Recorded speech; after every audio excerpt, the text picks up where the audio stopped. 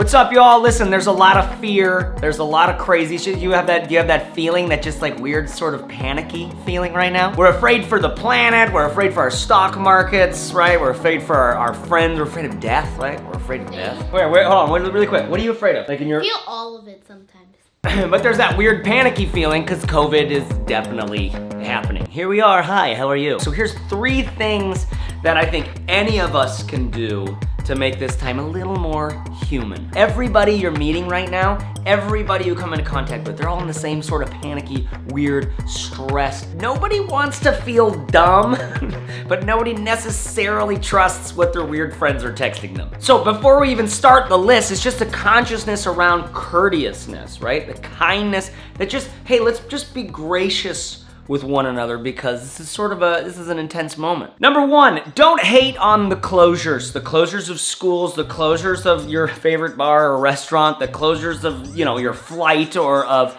all the things that we're gonna feel the pinch on. Let's not hate on those things. That's like me hating the doctor. There was a doctor who had to tell me, I'm sorry, but your son has passed away. This life that we had been shepherding inside of her belly for 9 months.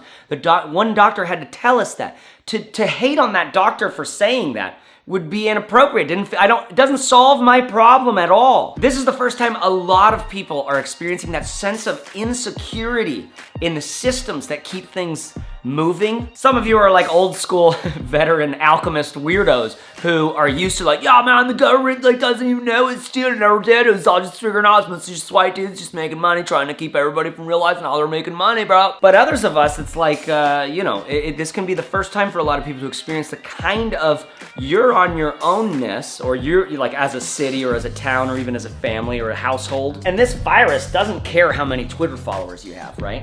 It doesn't care how famous you are. It doesn't matter if you're successful, if you have a bunch of money. This is still looking for a host. So it's an apocalyptic moment for all of us. And it's always been impermanent. Your life has always been impermanent. And it's like the turkey. This is, some of the things I'm talking about are shared by this guy named Duncan Trussel, who on Patreon. But one of the things we could be doing right now is supporting our digital creatives more. Do you have any digital creatives that you really like, who make comics, who make podcasts? Support them on Patreon. Get some one-on-one time with them on Patreon as they share private feeds or something like that. Because this guy Duncan Trussel did that, and it was super, super helpful for me to think about these kinds of things. And he talks about how Thanksgiving is an apocalyptic moment for every turkey, right? They live in their life just doing regular turkey shit. And then it's Thanksgiving and it's like, what up? And he quotes the preeminent philosopher Darius Cloud on that, which I highly recommend. I'll link to that below. Support your local digital creatives through Patreon or YouTube memberships or something. That's something we can all be doing. But the entire planet, in a kind of a coordinated way, is figuring out how to take care of each other. How we can help the planet become as healthy as possible in the face of this virus. And it's gonna have repercussions long after this virus has sort of played its course, right? I'm sort of hopeful for the new world order, but I don't think it's gonna work like that. Here's another thing we can do. Number 2, you just reach out to people, see how they're doing. Okay? Just reach out to people, see how they're doing. How are you doing does not have to turn into necessarily like, how can I help you?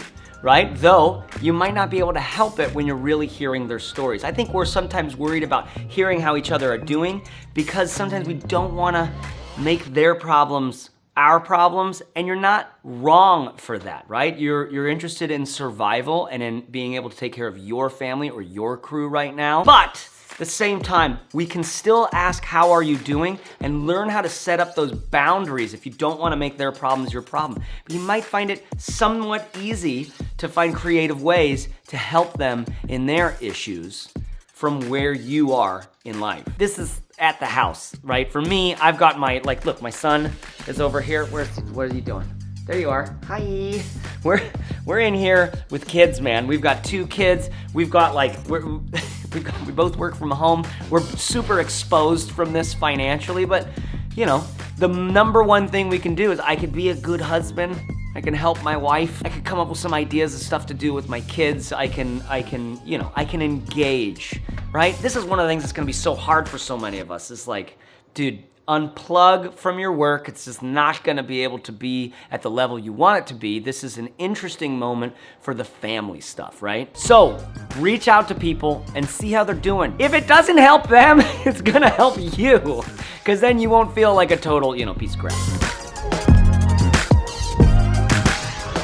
And then number 3, reduce your anxiety in any way possible. You wanna get to a state of relaxation, okay? You wanna find a little pleasure paradise inside of yourself. This is another thing that Duncan Trussel mentions in that link below, where he's talking about how listening to the news is like getting close to the gates of hell, so you can hear how the hounds of hell are howling, right? It's just like listening to the howls of Cerberus or whatever that old mythical 3-headed dog was. Don't do that. We need to create a little bit of peace inside of ourselves. This is not a great time for boozing it up, right? This is not booze. Booze makes me all excited. I want to go out. I want to get social, right? So maybe a great opportunity for distancing yourself from booze a little bit. I'll give you some of my cannabis tips. I'm getting this question often here in just a second. But the idea here is you've got to sleep good.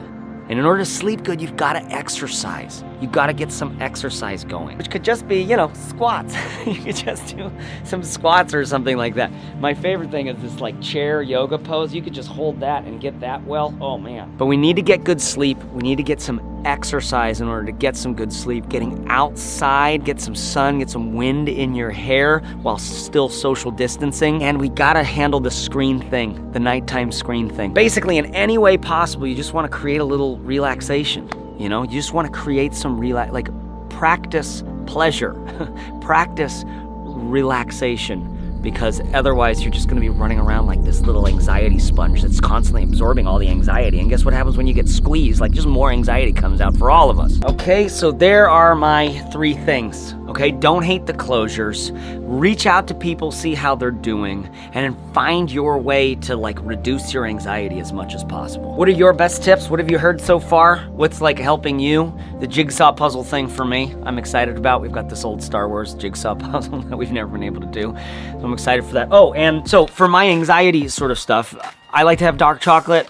I like to have a little Palo Santo or sage, and then cannabis. So 1-to-1 THC CBD oil. If you're living in a legal state, then you can find that.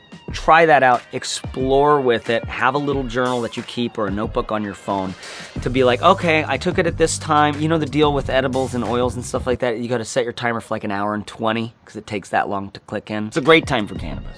Just sit back and watch the world go by, except for the fact that paranoia is a real thing. I definitely noticed that it makes me more paranoid, and it's not like we need any of that. But it also helps me just enjoy this Steven Spielberg movie more. All right, y'all. Talk to you later. Bye-bye.